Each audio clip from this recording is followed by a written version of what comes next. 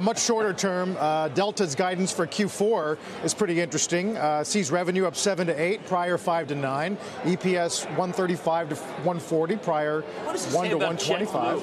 What did that say? Yeah. JetBlue was, I mean, well, they have some fallout problems, but JetBlue set us all. I think, look, Delta again should be probably higher, but the market's problematic out of the Fed. But JetBlue, no. Delta, yes. Bastion, he's a bastion of strength, Bastion. He was on Squawk this morning, talked about next year relative to this past year. Take a listen. I'm thrilled to say, while 22 was a crazy year, that we hit our first-year targets. Our profitability targets, in fact, slightly ahead of plan on that. Our cash flow targets, we will be the most profitable airline in the industry, $2.6 billion of profit this year.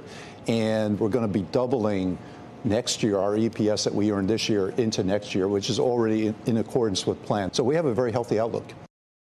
Well, that was Phil. Phil LeBeau asks every tough question. And I keep thinking that Bastion's going to have an answer that's not what I want. It's just box check. Well, I mean, I've never really been a big fan of the airlines, in part because of what happened in the pandemic. But I am a big fan of Bastion. He's the man. He is the man.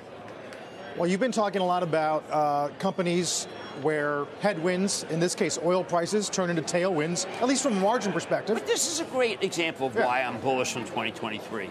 Here you have a terrific executive. Everything's going his way. Now, there was a downgrade of Marriott today, which people question travel. But I just think that you had that plane order yesterday from United, 100 planes. You have Bastion saying good things. There is a consumer who is not, now, I don't know if the consumer has to cancel all of his drinks before Powell lets up, but I don't think so. I'm saying health.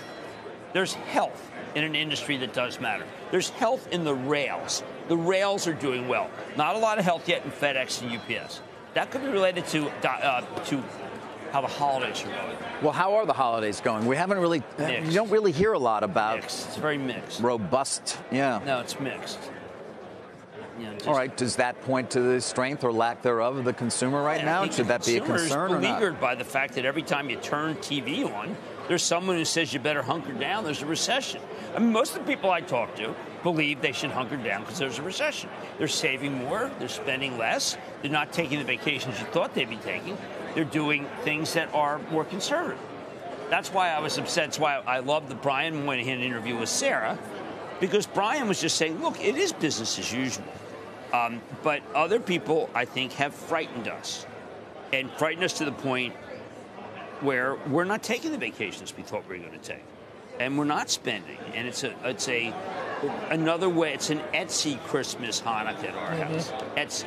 Remember, Chuck Robbins, I think, was one of the earliest to say we're in danger of talking ourselves into. I think Chuck is dead right. I mean, Chuck was. I was out to dinner with Chuck, and I didn't order the appetizer. One of those. Is that what you do for the coming recession? You cut back on? I don't order the appetizer because the bill comes. And these wines. Hey, there's this 1858. It's done by the son of Camus for $30. You wouldn't be able to tell the difference. And that's what I'm doing. I'm not buying the $60 bottle. I'm buying the $30. There's not been a person who's known the difference. Will you send me the name of that? I'd like to. 1858. Yeah, they have it at Total.